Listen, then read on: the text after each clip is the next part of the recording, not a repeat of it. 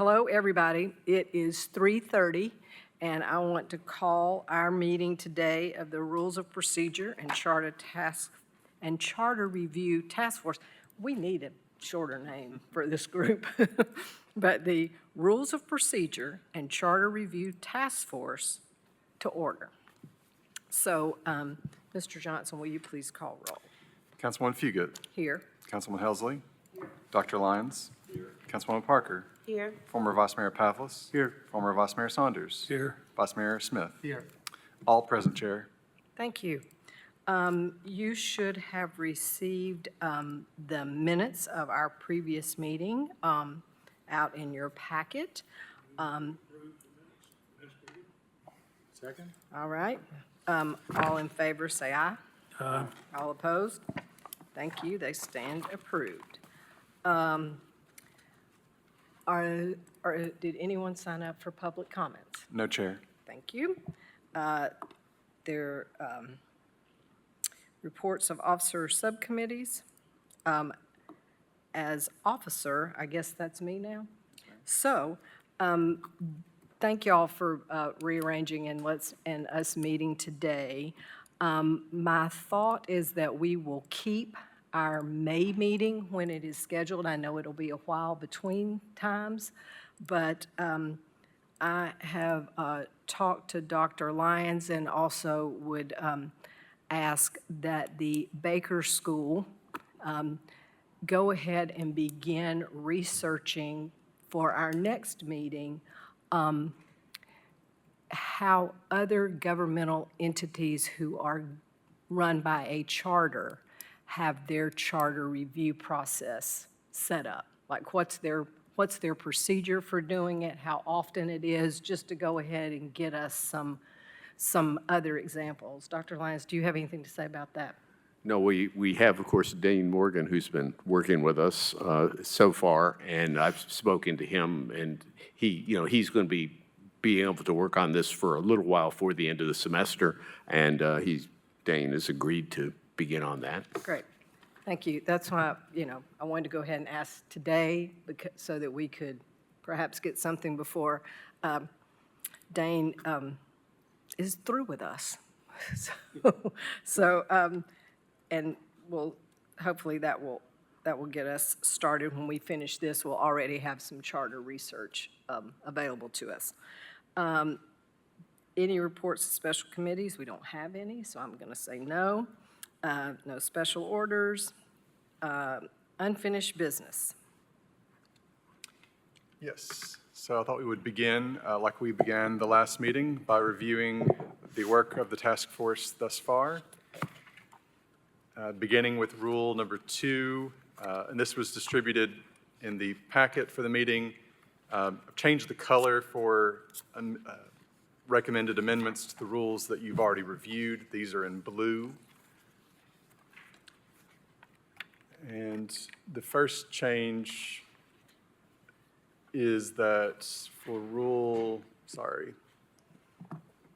this is scanning, yeah.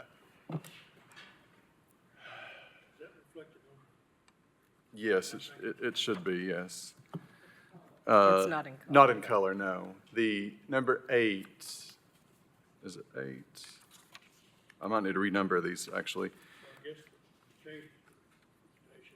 Yeah, the only change you made on rule number 2 at the last meeting was that general council member announcements. It's listed as number 8. I do need to renumber their continuing. The numbers should be changed to update that. So.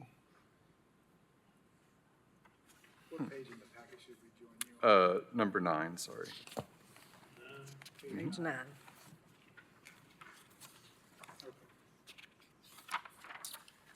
We didn't make many other changes until we get to rule number 14, which begins on page 11 of the packet. The changes are on page 12.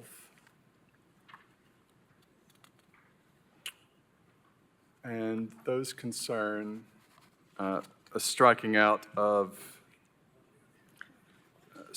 reference about workshops, letter G. This is a reflection of what we discussed at the last meeting. Will, when you talk about a number of the page, there's two different numbers. Oh, are there? There's one page, Yes. packet page, and a page of The greater number, so page 12 of 55. Thank you for pointing that out. The next section we looked at was rule number 15. We made some suggested changes there concerning voting. I'll just read it. Subsection A, council votes shall be taken by voice or roll call. Nominations and elections and the filling of vacancies shall be conducted as prescribed in the parliamentary authority adopted in rule number 2. So that's language that I'm suggesting. Subsection B, if there are no questions on subsection A. Subsection B, striking through some language. This concerns the chair, or the ability to call for a roll call. The demand of any one member could do a roll call vote. The next is an addition, subsection C. If the presiding officer is uncertain of the result of a voice vote, the chair can of her own accord take the vote by roll call. And if anybody's curious, I did use the his and he, the masculine pronoun. That's kind of the language that's preserved in the charter, refers to the mayor in the masculine. Yeah.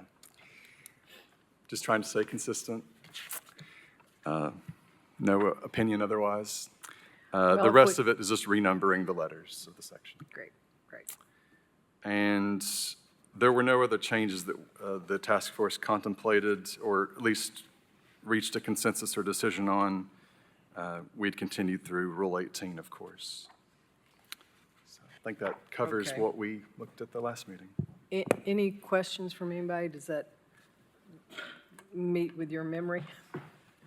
Okay. So if we move on, I guess we are adopting this as is. Well, Has changed. we at this point are okay with it the way it is. Before we actually take anything to the city council, before we propose anything to the city council, this body will need to vote that we agree that these are the recommendations we're sending to the city council. I think that is appropriate. Okay. So for now, we're good, but you get a chance to express your opinion again later. All right. Opinions on, I mean, Like those changes and stuff like that. I have a question, and this is kind of going to throw maybe a monkey wrench in things, but after reading, I guess that's what we're here for, but either under vice mayor or miscellaneous, I don't know which one this would be more appropriate. But I would like to have some discussion about the vice mayor chairing the city council meetings. I believe that's in the charter, though. Yes. That- It isn't, It's in the charter So that the charter mayor, would have she to chairs change. the meeting. Because, I think we've started to have that discussion, which would have been valuable, but found that since it's in the charter, I guess we're foreclosed from doing that. Okay. Unless,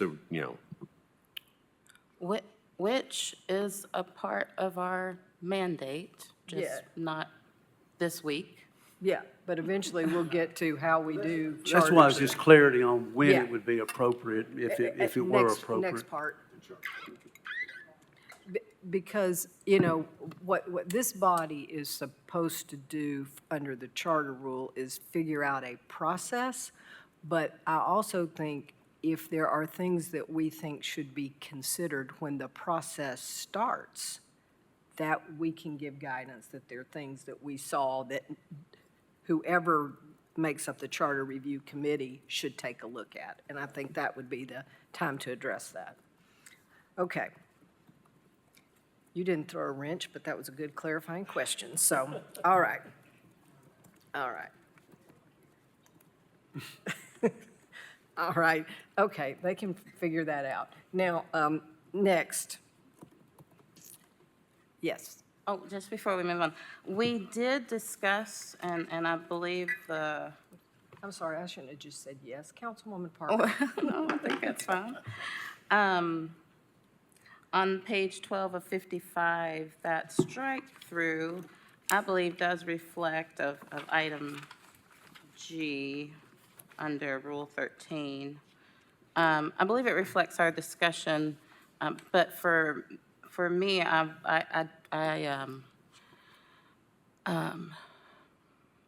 did not reach a conclusion on that item. I believe when we discussed it, it was one of the items considered for removal because it was a rule we weren't following or that hadn't been used in quite a while. And I think there's value to cleaning up our rules when rules aren't being used. But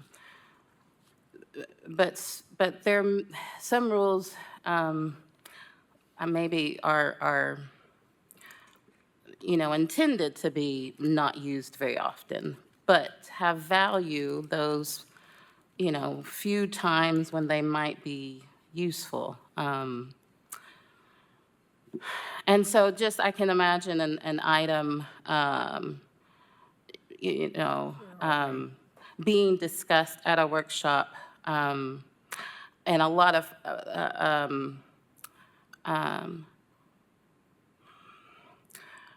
when we brought this up before, one of the examples I brought up was it wasn't a workshop, it was a special called meeting. And so it didn't,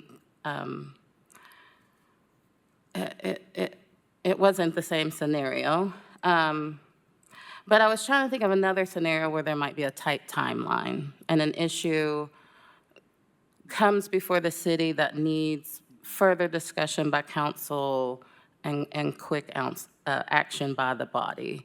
And we need that discussion through that workshop to know exactly what's going on the agenda. But of course, the deadline would have passed for putting items on the agenda. I think maybe when we discussed this before, it was brought up that you can put items on the agenda that day if you have, the full vote of the city council, but there might be other scenarios where this might be an option that the body might want. And I was just wondering if anyone else had any thoughts or hesitations about removing this rule.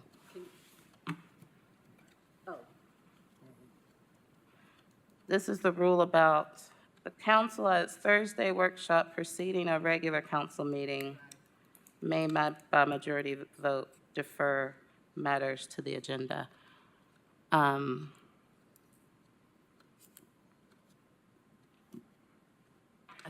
think that assumes that we have a Thursday meeting before every council meeting, and we do not. So it would appear to me she's talking about like special call meetings or something. Unless you all want to start having, which I don't. So I'm good with this strike right here. Well, any other thoughts? I mean,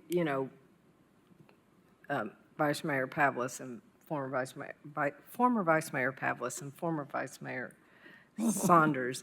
I really just want to call you Nick and Finbar, but I think you would struggle with that a lot less. I would struggle with it a lot less. So, did y'all ever deal with that? When did they ever do that? When you, I don't recall it. because you maybe didn't have regularly scheduled Thursday workshops either. No, we never did. Dr. Lyons, did you, in your 16 years with the city, run into that? So I think, I see what Councilwoman Parker is saying, that there are times that we want to explore something further, and we have called a special session. Is there, what do y'all think about putting a provision in where like a council member could call for or ask for?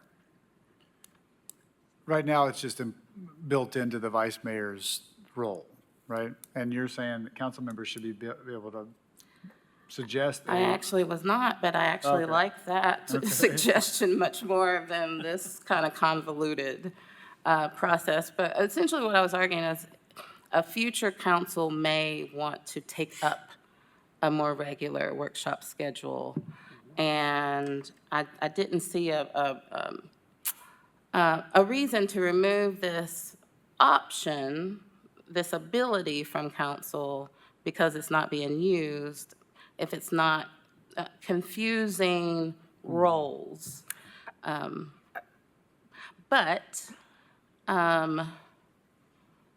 it is it could take the place of a special called meeting. And so if we had a clearer process for a special called meeting or a more accessible process, or, I don't know.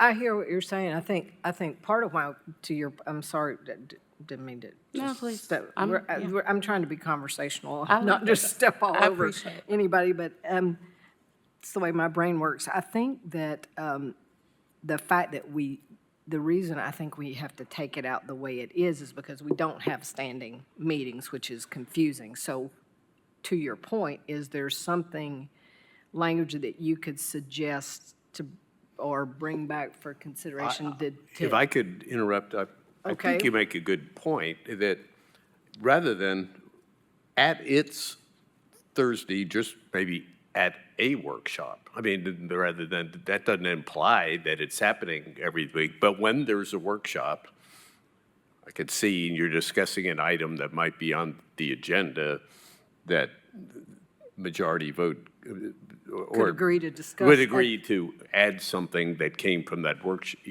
at that workshop. It's not implying it happens every week, but there are Thursday workshops Well, prior to a council meeting. I mean, it's just, the thing is, this is permissive. It doesn't Yeah. require anything, so I think we can, then you're not really, I mean, at a Thursday workshop, well, could have this ability to add an item, which is what I think Councilwoman Parker is saying, that you could be discussing something, so we'd like to add this item. so my question to that is that the only thing that we regularly schedule is once a month dinners. So that's the only for sure thing, or you would have to make a recommendation to have a workshop if the majority of, if council voted to have one. Is that how we did the special call, Vice Mayor Smith? I can't remember. When did it happen? The most recent special meeting was regarding some state legislation. 4 members of council signed a call, Okay, or at least 4 members did. okay. And that was in March of 22 or 23, I think. But that's very different, I mean, than, we used to have a lot more special called meetings, and of course, you can vote at a special called meeting. Right. But there are fairly regular workshops. They do occur, though not we don't need to have them occur all the time, but if they occurred and there was an item discussed and somebody said, well, I would like to add this to the agenda, it'd just be a couple days off the usual. Well, I think during COVID, when you didn't meet for workshops, and we weren't meeting in person, I think the rhythm of the way workshops happen changed to, I mean, not all the time, about once a month or so, Vice Mayor Smith? Once every other month, we have workshops, and that's, I think, what Councilwoman Parker's talking about, that might not be timely if it were something that were on the agenda. The Vice Mayor current Smith. process for workshops is we all elevate ideas. Mr. Johnson has council members vote on those, and those votes get polled. It's all kind of outside of a meeting. And this is just refresher. And so we prioritize the workshops based on that. And so I think, Councilwoman Parker, the arc of your idea is that council members should be able to suggest and have an idea voted on for a workshop to be had. Is that the basic desires, that you would like the authority, or council members should have the authority to suggest a workshop, have it be voted on in public? No. No, no. That's more about, you're talking about more about something that's going to come before us for a vote. Yes, I wish I could think of a good example, but essentially what I'm saying is similar to what Dr. Lyons has said, is this is, it's a permissive section. It's not something that is required. And so that's really my main issue, is that if we can change a word to make it less confusing, but allow this process to continue perhaps for a future council, because we're not operating currently in a way that would accommodate this. But my experience with workshops is actually during the pandemic, we did more. Yes, but We had but a- we didn't come in person much, and we were, a lot of us were brand new. But you're right, we did. It was a lot of informational. But man, I liked it. I really liked that schedule. But it was a lot easier because we were, it was remote, and it was easier on our schedules. But if something came before us, and it was apparent that there was agreement among council members, it was apparent that this is something that needed to move more, more quickly, or that it just, it would be just too bad if we couldn't go ahead and move this forward now that we've reached this clarity. And also, I'm trying to think of like legislative intent behind this. Why was this originally put in? But that was my thinking around it. My thought about the legislative intent on this is that they see something on the agenda, they start talking about a whole lot, they want to talk about it some more, so they say, we'll move this to our next workshop and continue discussion and get more information and then vote on it later. I mean, kind of like how I think the state legislature refers things to a committee and it comes back. I mean, but I wasn't alive when they wrote this, so I don't know. Yeah, I Oh, do I might have read been it as alive, but I action. wasn't paying attention. My guess is the workshop is intended to be much like county commission does, almost an agenda-setting kind of thing, and it hasn't been that. It's No. turned into be an occasional substantive discussion. And as I read this, maybe everywhere, it's not about calling a workshop. It's about during that workshop, if it becomes clear that, say it's about affordable housing, hypothetically, and having a workshop, and they're say, well, okay, from this discussion, we'd like to, it's still a majority, but let's get this item on the agenda for then public consideration at the next council meeting. That's the agenda it's referring to, is the next council meeting. I think it's a fairly minimal change. What is the deadline for a council member to put something on the agenda for a follow meeting? Tuesday before the, Right. So this is the Thursday before. I mean, it would allow an item to come from council on the agenda if majority felt it should just be considered at the next council meeting. That's all it's doing, where a council member could ask that agenda item to be on anyway on Tuesday. I don't think it's that big a change, but I think it does allow for a substantive discussion to suggest something that council might feel needed to be voted. I think is the intent of Councilwoman Parker, that could come up. so And like, this would just be permissive in case that came up, to kind of supersede that Tuesday by 2 days. so what I don't think it would happen very often. I say it's permissive, but I can see it happening. okay, who wants to take a stab at writing that? Well, I like the suggestion from Dr. Lyons of just changing its to a. Fine with me. Council, okay, Yeah. all right. Okay, now, anything else? I did Before leave, we dig into the, Sorry, No, yes, go I ahead. did forget one item on subsection C, also within Rule 13, and this is still on the same page. We did strike out the word "or" and insert "and" Right. in regard to Planning Commission, Yes, the recommendation of the commission and its staff. yes, not or. Yes. Okay. Now, Mr. Johnson, remind me where we left off and where do we start now? I think we were heading to the report from the Baker Yes, School. yes. Are you ready to come forward and give us your report from the Baker School, please? Thank you. Dane? I'm just going to call you by your first name. So I have a pretty brief report this week. So this week, I know we'll have some charter stuff coming up. So this week, I believe at our last meeting, we spoke about, there are a couple types of rules. I wanted to look into some more of the specific rules that were only found in specific municipalities. That's something I want to finalize this week. And then, other than that, the only other major update I have is that I know for a fact that MTAS has sent out the survey. And I believe that it's set to close on the 10th, and after that, I should have the results in and be able to go through those and compile them. So at our May meeting, we're going to hear from you a lot Yes.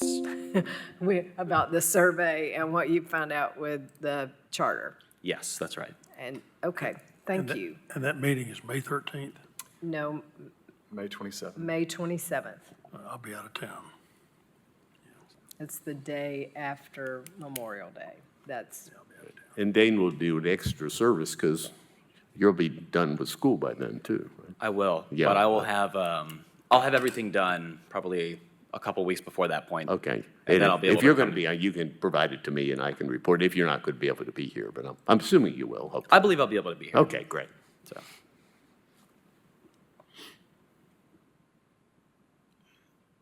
okay. Thank you. I hope you're learning a lot. It's a big help when you're doing all that research for us.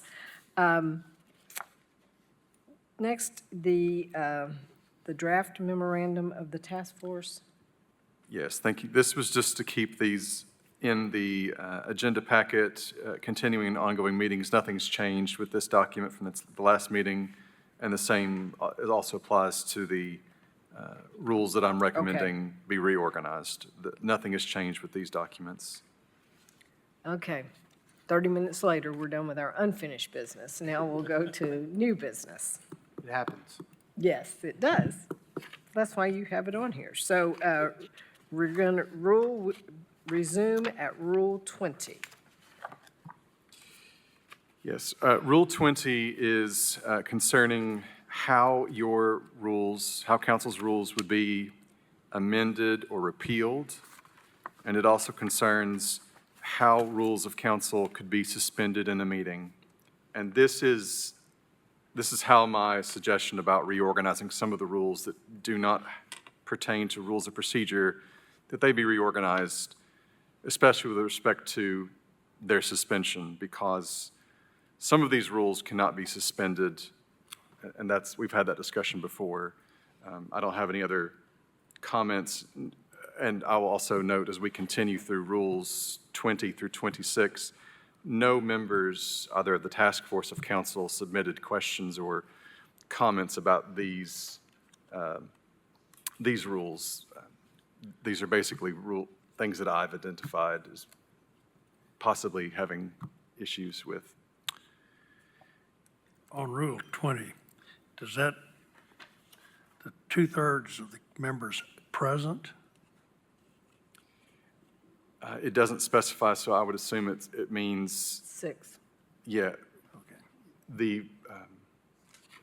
are you talking about suspension or? It says, it's Rule, The two-thirds is mentioned twice, so I would assume it's 6, yeah. because my understanding, majority is 5, no matter how many people are here. So 2/3 would be 6, no matter how many people are here, is how I interpret that. The I guess one of my questions, which is not necessarily germane to this exact place, unless this is where this is amendment or repeal of standing rules, but Vice Mayor Smith has talked about how we might set up regular review of our rules. And so, thoughts on that? Where would we need to make a rule for that, or Vice Mayor Smith? Well, yeah, just to clarify, the idea that this committee or a committee like this should be structured on an ongoing basis, I would look to Mr. Johnson for recommendation where that should go. So I would recommend that live in the same place that perhaps an article about the audit committee would exist, a listing of standing committees, their composition, how they function, things of that nature. So we could propose the creation of a rules committee, like we have an audit committee, and that would be a standing committee, so that this would be done, at least reviewed every so often. No changes have to be made, but at least somebody's looking at it. Okay. Thoughts on that? I would be happy to draft the recommendation for that. If everybody's okay with that, unless somebody else wants to take the first crack at it. We have the county has a similar task force that we can take a look at, that I will take a look at unless somebody else wants to. No, I think Going that's, once? I think it's a good idea. It's sort of like our bylaws, if you will. How are we going to operate? I'll draft that. Okay, thank you. Now, just before I forgot it, I wanted to not make sure, because I know you mentioned that at a previous meeting. Yeah. So, As much as I think we're doing good work, I don't know that we're going to get it perfect. And so other councils are going to want to follow up. yes. That finishes, unless there are other questions about Rule 20. I had no concerns about Rule 21. Rule 22, the expenditure of council legislative funds. So I have some confusion with this rule, specifically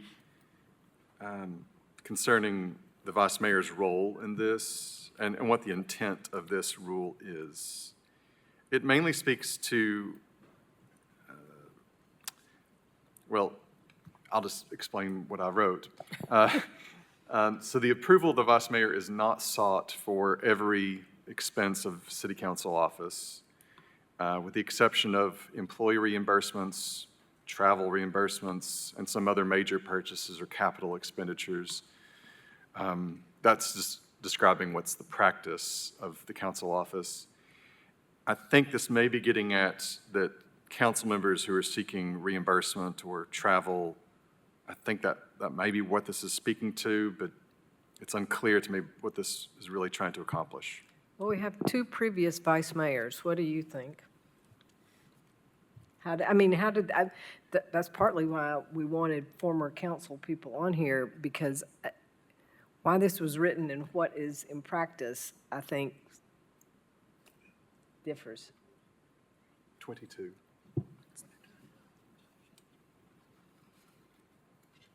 This is also on page 14.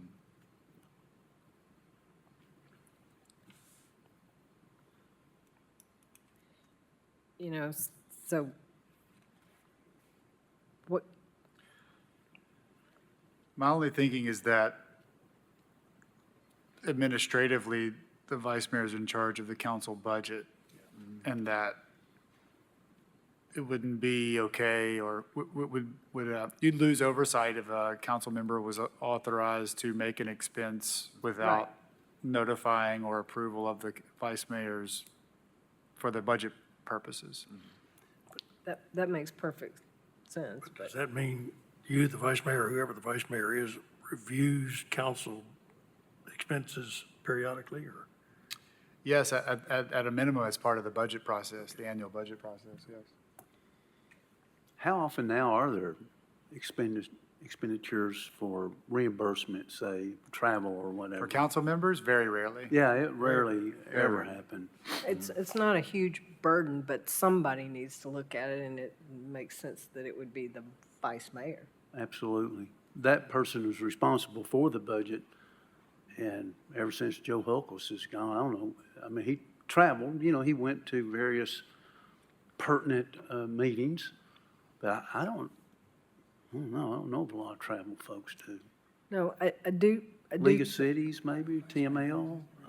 Yeah, I mean, that kind of thing, but, But does it happen very often, Will? I mean, is that, Councilmember travel, yeah, to those various events? once or twice a year, maybe, it may happen.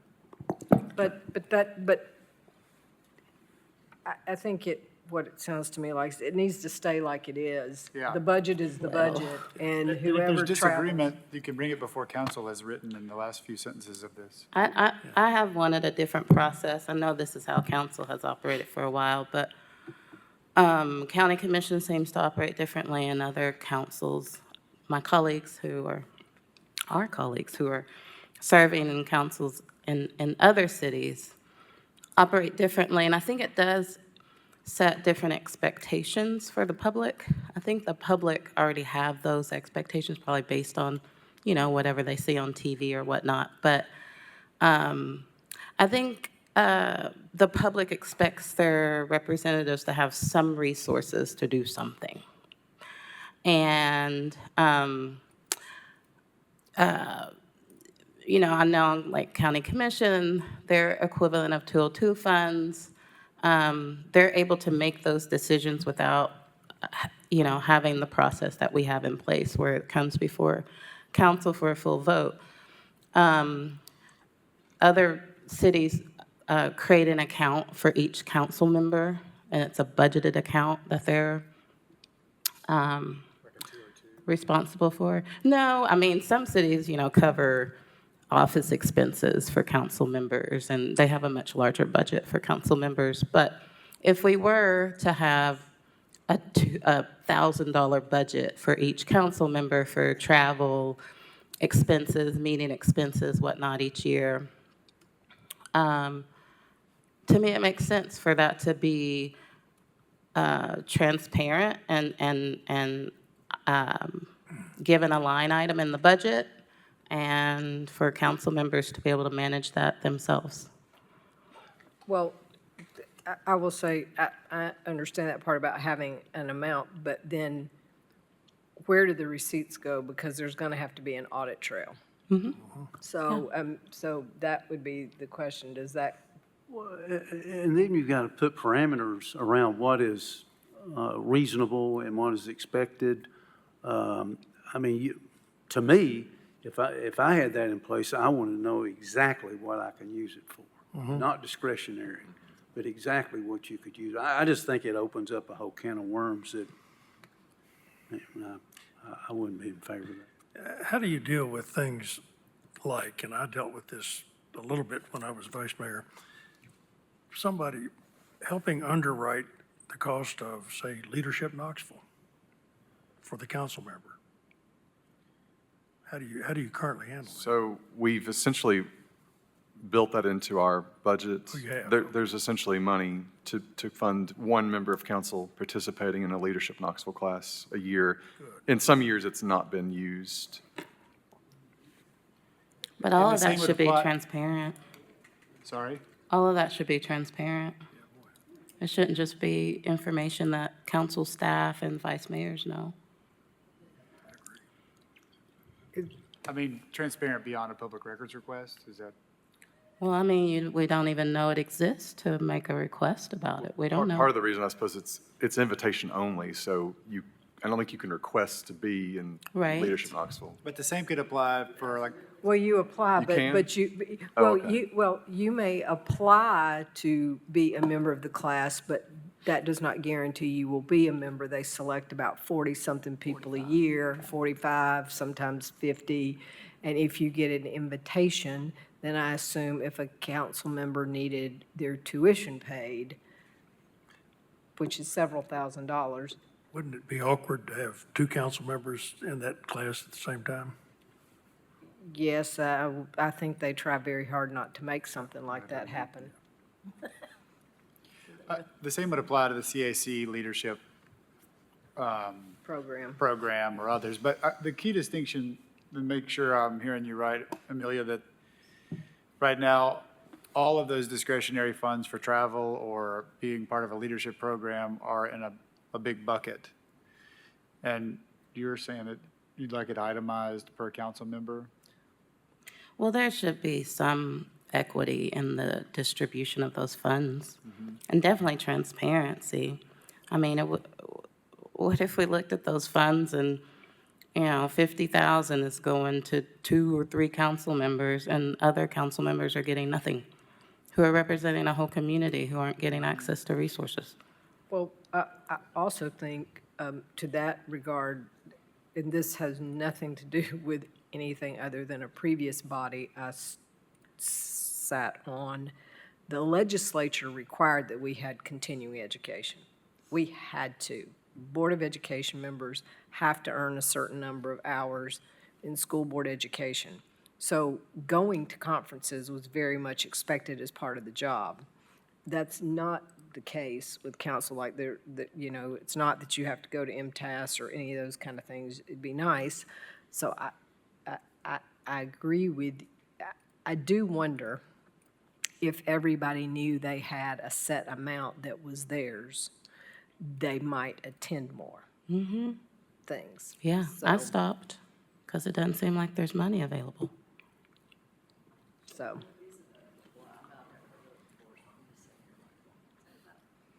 What is it now? Yeah, what is the travel?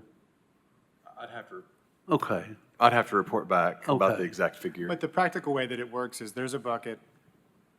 All council members know they can do general advancement things that are related, like a conference or a leadership program.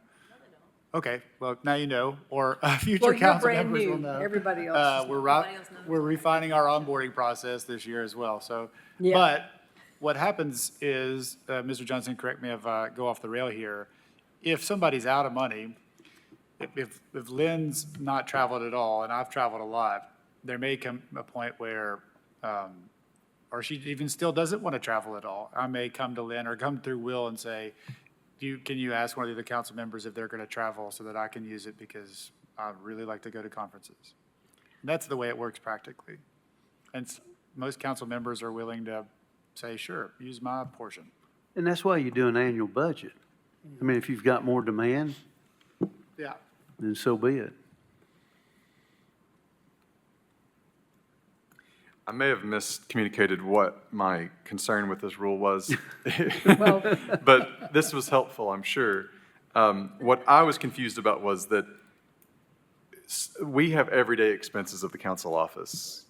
And historically, I and another member of staff are signing off on those check requests to pay for, data plans for your devices, office expenses, just paper things. But this makes it sound as if I have to get the vice mayor to approve all of those expenses. Yep. Which it's could not- be onerous. Yep. It would be very onerous for a part-time vice mayor to be approving. It's a full-time mayor, it's a full-time vice mayor, but it's supposed to be a part-time gig to do that. But going back, so this may not have to live in a rule, but I understand what Ms. Parker's saying, and I do think there is some, as we have orientation and know new people are coming on, people kind of need an idea of about how much they could spend per person, even if it's not line itemed, just so people felt comfortable spending, or that they couldn't, that conference they want to go to is too expensive. And well, I'll think on that, Ms. Parker, because I see your point on that about how maybe we do something. But again, in my previous place, we did not get an individual amount. They just budgeted X amount for everybody to attend something. And not every year did everybody meet the state requirements. Well, this is a little off topic, but even just for this year, it would be good practice for council members to be informed after the budget is adopted, how much has been allocated to support yeah. city council travel. Yes, I think that's a good idea.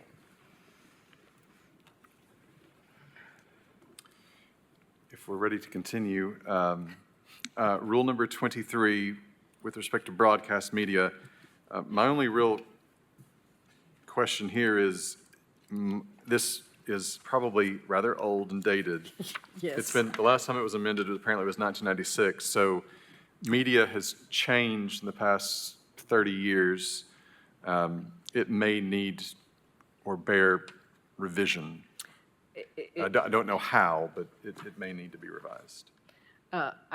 I read this and I agreed it needed to be revised. It's like, we don't pick who gets to cover us, you know, that kind of thing. So,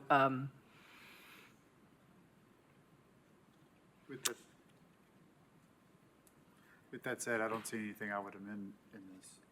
Well, I mean, we can send it to the KCM board for review and to be sent back. That's a good idea. yeah, yeah. The, yeah, why don't we send to somebody that does this and have them clean it up to be compliant with public records and public notice and all that. Okay. rule number 24 is concerning, they use the word deferral. I would, again, encourage the use of the word postpone. Okay. That's what And we then- say. Yes, it is. This rule, it's unclear to me if a lot of this is really being followed. This concerns This one frustrates me. an item, a non-zoning matter, if it's twice postponed, that the law department would somehow automatically not put it on a future agenda, but that a member could ask it to be added back to an agenda. And it also concerns reconsideration of matters, and that they can't be reintroduced within a year after they've, well, anyhow. Some of these, I'm not clear that they're being observed or followed. Yes, I can tell you we are observing this. Which Yes. element? We've had zoning matters come before us, twice deferred, that are then,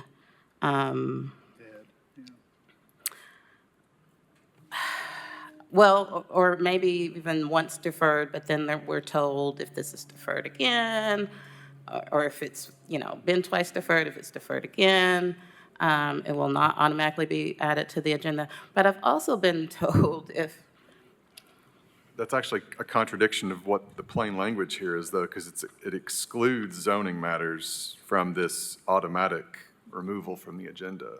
So I'm, Well, it's been used for zoning. I think it's probably been I think it's been misused. confused. So I think, I do see the reconsideration language. I do see some merit about if something has been considered and declined, how often do you want to keep talking about the same thing? I think it's so that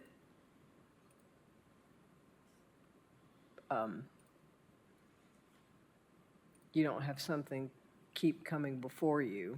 But, and I submit that these things are rules because it happened and was happening, and then there was a rule about it.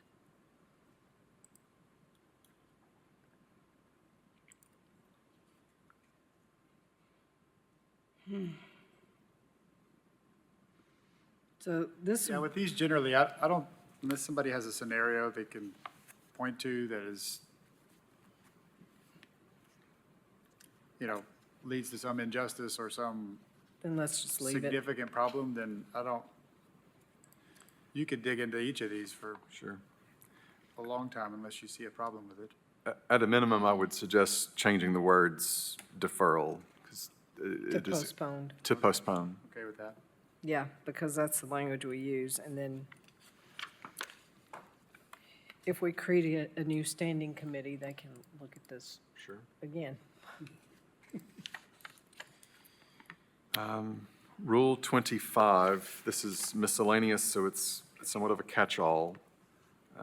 In addition to suggesting moving it to a new article, because these are not really rules of procedure,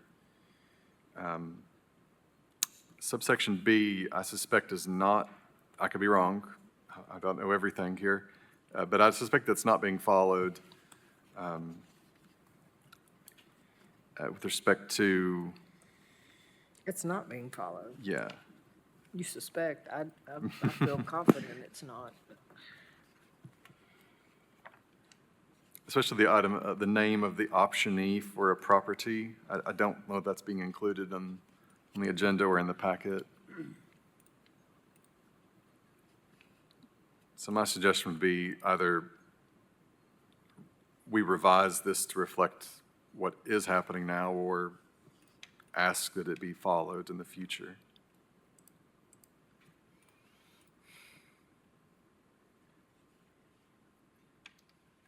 If these are not really rules, why don't we just move them somewhere?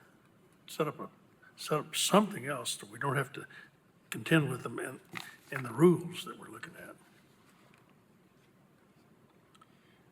Well, I mean, they might be rules, but they're not rules of procedure. These are things that are happening outside of the meeting. That's why I suggest that they be moved. Someplace else. Yeah. Someplace else. But this was information that was wanted about all these things with an alley closure or zoning, to know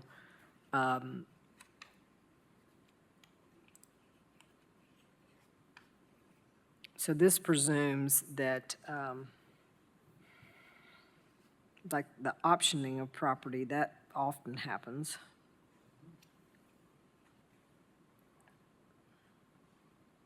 You know, I guess my first thought is we should follow what's in our rules unless we see a reason to stop following what's in our rules. That's very reasonable. Dr. Lyons, I mean, you know. Seems to me miscellaneous should just be a separate category. Well, it should be a different category, but if it's a rule that council thinks is important to go on agendas or do this sort of thing so people know all that is being considered, I mean, I will say that why don't we all look at this a little more? And if there's something, you know, for today, let's leave it alone. It can be unfinished business if people look at it and think that they have a better suggestion of what they want to do. But right now, I have a feeling, once this is presented to the council and the administration and all these people will have opinions on some of these things. Thoughts? Is that okay with people? This entire section? Or- Yeah, just let's leave it alone today, and if people have specific changes they'd like to make, we'll revisit again at our May meeting, otherwise. Skip Rule 25. The rest of it? Skip, yeah, just move it. Yeah, I agree with you that it should be moved someplace else, but we need to look at the content of it a little Okay. more thoroughly. And then Rule 26. Rule 26 concerns the filling of vacancies. I have several suggestions here. Many of these subsections could be moved also into a different rule because they don't concern, Our meetings. yes, these are things that are happening outside of meetings. So the first suggestion I have is that this rule only really contemplates the filling of a vacancy in the office of a council member. So if there's a vacancy on council, it contemplates how that would happen. It also deals with how council would fill a vacancy in its city council attorney. What it does not contemplate, though, and what I would suggest the task force consider, is how council would fill a vacancy for With its mayor, for vice mayor, and for the municipal judge. Council's responsible for filling all of those vacancies. With respect to mayor, it's a temporary position. They would serve as acting mayor. Vice mayor, we don't really have any rules concerning if there's a vacancy in the office of vice mayor. In the municipal judge, councils assign the role in the charter. There's no process laid out. If there was, and the last time that happened, I think was in the 80s. There was a vacancy for municipal judge, and council had to fill that role. Well, I'm glad you did your research, because we do need to come up with those procedures. For the mayor, it would be fairly simple, probably. It would just be a process by which the council was going to vote. The last time this came up, and I think it was 2012, there were nearly 20 rounds of voting that council engaged in to end up electing Councilmember Dan Brown as acting mayor.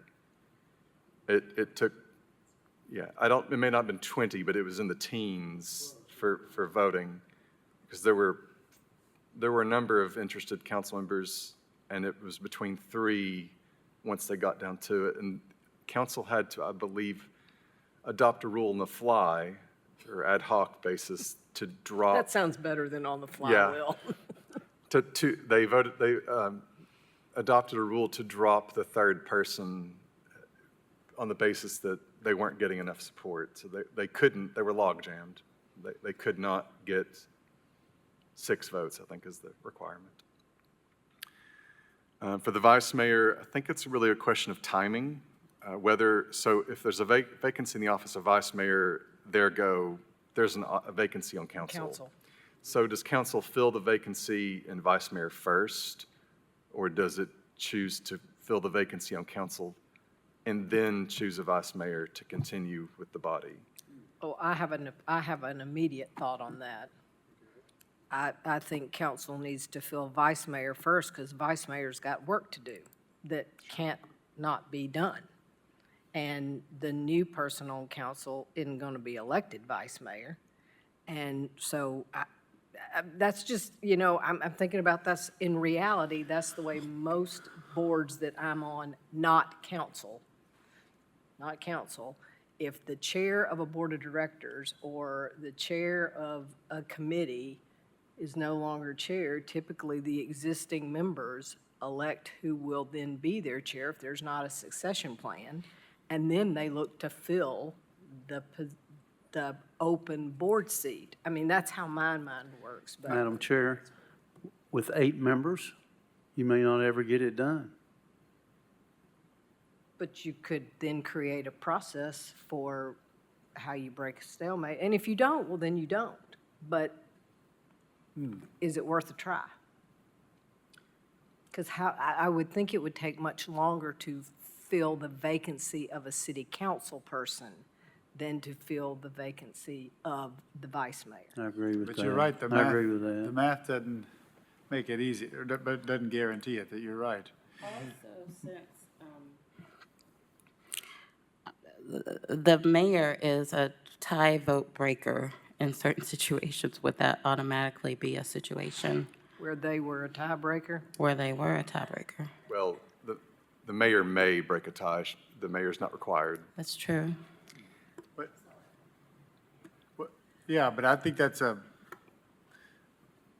Isn't that logical, Process. add-on to if the 8 votes don't, if the math is a push continually, then you can require the mayor vote. I think the alternative is, and the reason another impulse aligned with what you're saying is, if you appoint a council member first, 1, that takes some time, and who's going to do that in the meantime? 2 is, the voting of that appointment of a council member, having gone through a similar process, immediately then influences that council member's vote as they then, the 9 now vote for a vice mayor. So there's a bit of, hey, thanks for picking me, Sarah. I'm now going to support you in the vice mayor role. And I don't think that's a healthy thing either. If I may, with all due respect to vice mayor, the office of vice mayor, of course, is the designated successor for the mayor. That's So my point. I don't know how you don't have it. if there is no vice mayor, there's no designated successor if the mayor were to become vacant. Well, then I think we just decided. I said, I think we just decided we have to do the vice mayor first.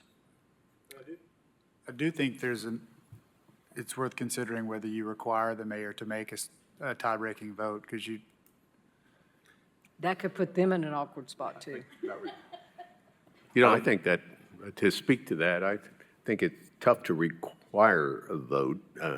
And also, that kind of interjects the mayor into council in a way, kind of a separation of powers question a little bit comes up there. I mean, it seems like vice mayor is, to me, a council decision, and yeah, you're right, it could be 4-4, but I think it's kind of an imaginary horrible. You think at some point, people aren't going to sit around for 200 rounds of 4-4. I mean, They'll make another- somebody would, you know. They'll make another rule ad hoc. That's right. Anyway, just saying that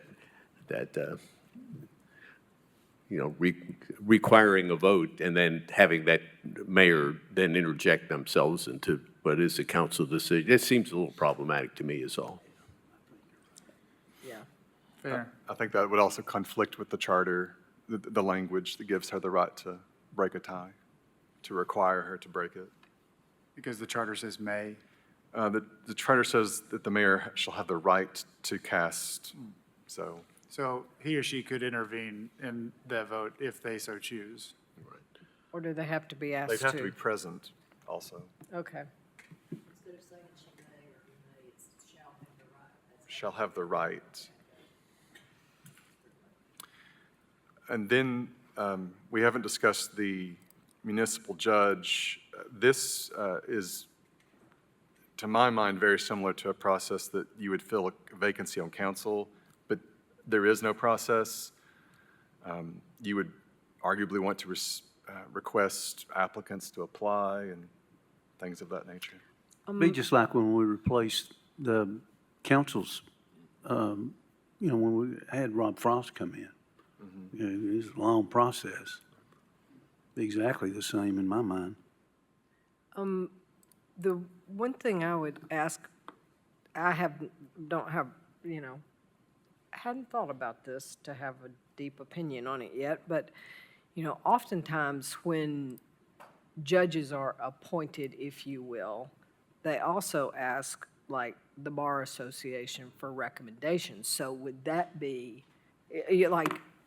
of who, or not so much of recommendations, but of the people who've said they wanted to? I'm not prepared to design a process ad hoc right now, but at 4:33. I promise you, you will not have a problem with people applying. I mean, we had a long list. No, so what I'm saying is, do you get attorneys to help weigh in on the qualifications the way they do for other judges? Then it's then it's a campaign. Oh, that's right, that's right. Well, they do that on others, but, all right. Ms. Parker? I just wanted to clarify about mayor, because I thought I'd seen this, that the need to fill that vacancy is only if the vacancy happens within 10 months before the next election, but otherwise, it's a special called election to replace This is filling for mayor. for mayor. Council has to, I think it's within 6 days of the vacancy, has to assemble to elect an acting mayor An interim. from amongst themselves.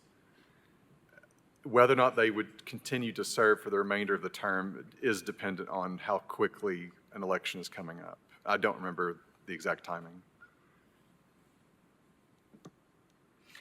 Should we ask our law department and city council attorney to clarify that for us, or the election commission or somebody, about how long?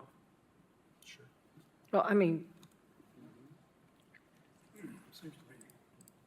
Seems to me you would ask not the law department, but the city council attorney. yes, the city council attorney, and then, yeah. What do you, I'm not a lawyer, I'd just like somebody who is to. Well, we're talking about the process for filling these vacancies. But is there state law or something that also has something to do with it? Perhaps. Okay, it's in the charter, okay. Charter. Yeah, that's what I was just looking through, is the charter.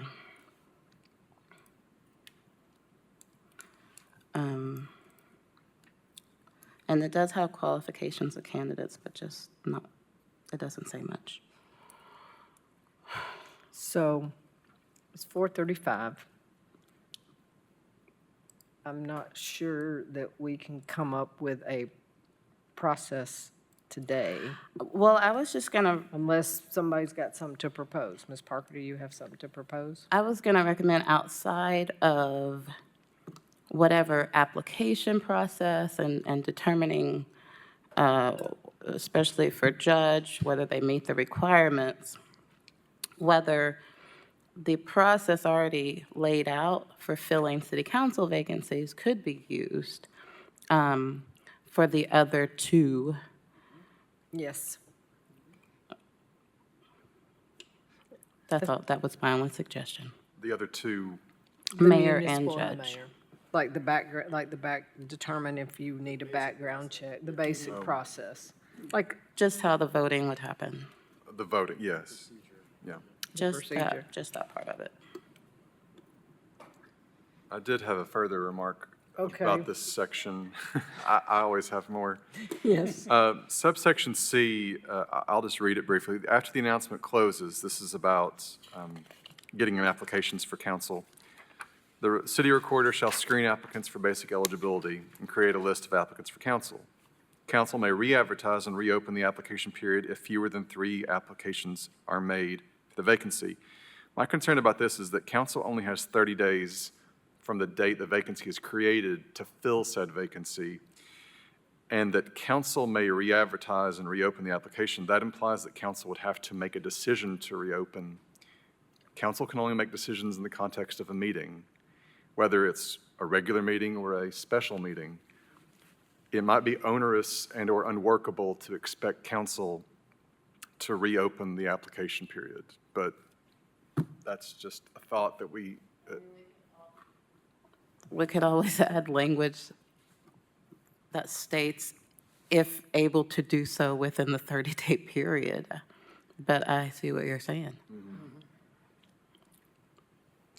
But I do like the thing that says council may re-advertise and reopen if fewer than 3, and that would assume that council knew who the 3 were and didn't think they were qualified? I mean, how do you make, I think that's implied. yes. I mean, like, you know, I could apply to be a judge and I'm not qualified. I mean, I'm not. Right, right. Because people can apply as someone who hires people that don't necessarily meet the job description requirements. And But what are they? Other than I mean, not to be well, for a light. judge, you have I to, mean, for council. for counsel. It's Oh, age and, Residents. right. can you be But they would be convicted of eligible, so if anything? they're eligible, I mean, is there a difference between eligible and qualified? Not really No, here. no. No. No. Then you're kind of making a substantive judgment before the fact, I so. was on judges, sorry. You're judges, okay. But I see you're talking about counsel. Okay, what do y'all want to do about this? Leave it alone and just say you take applications and It says present the whole- may, I mean, so, Yeah. you know. And that would imply, as Councilwoman Parker said, it would imply you could do that within the time period. If people are horrified enough and council wanted to have a special session. I like options, you Yeah, I know? think you should leave the option in there, the practicality of how often it would be used. But if council saw who was and it was, and some council member wanted to ask for a session to reconsider, then we could have that. Why is, I thought this would be getting easier toward the end. I'm afraid I don't find easy problems. Okay, we're going to go 5 more minutes. Okay. It also, in Rule 26, subsection E, this concerns the voting And council members Parker and Fugit may remember this, when you had to fill the vacancy for Councilwoman Welch and Vice Mayor Smith was elected, council adopted a rule at that special meeting to address the issue of repeated tie votes. Oh, I hate it. Whatever we did, I hated it. Fair enough. But council adopted that rule, and I think it was the intent of Mr. Frost and maybe council at the time to revisit that rule, this rule, in the aftermath of that meeting.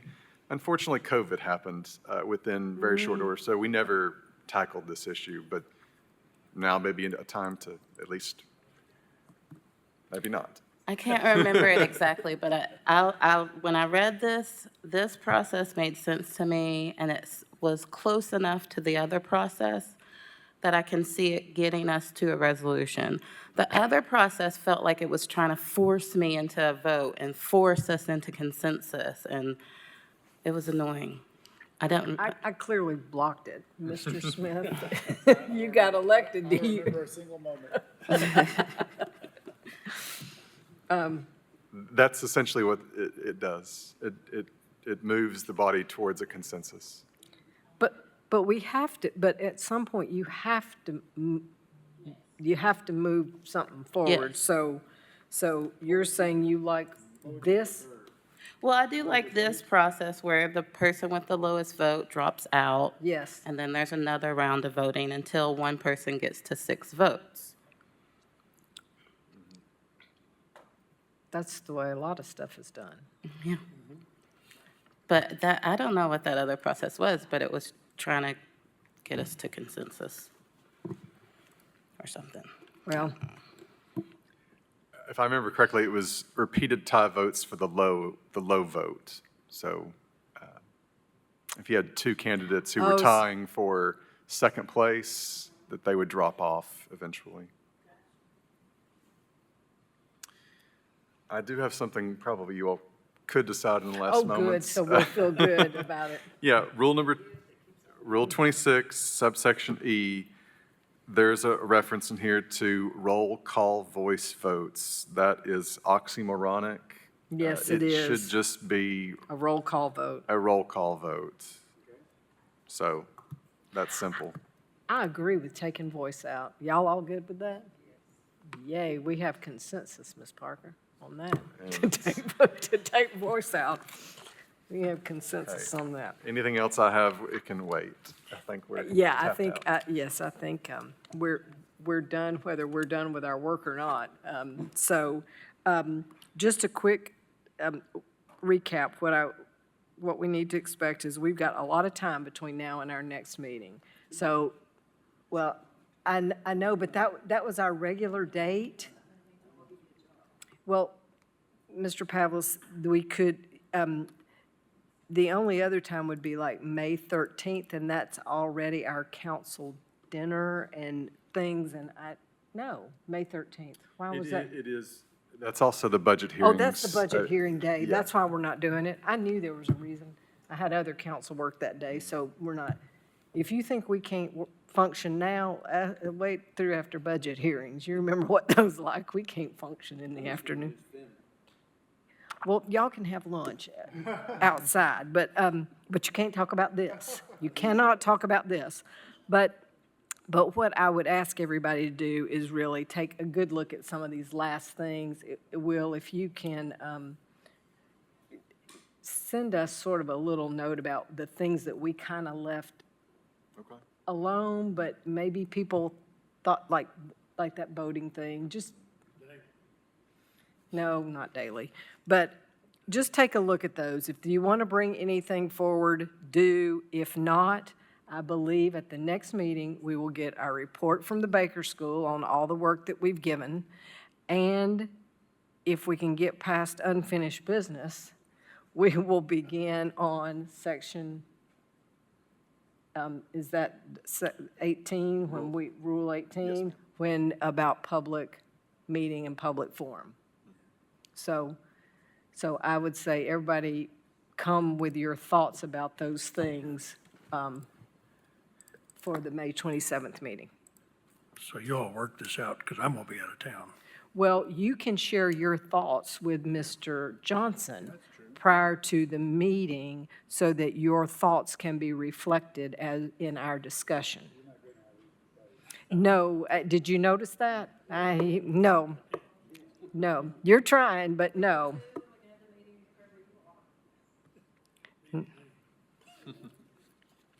I don't know if travel budget will cover that, so, all right, any other business? I think I've lost y'all.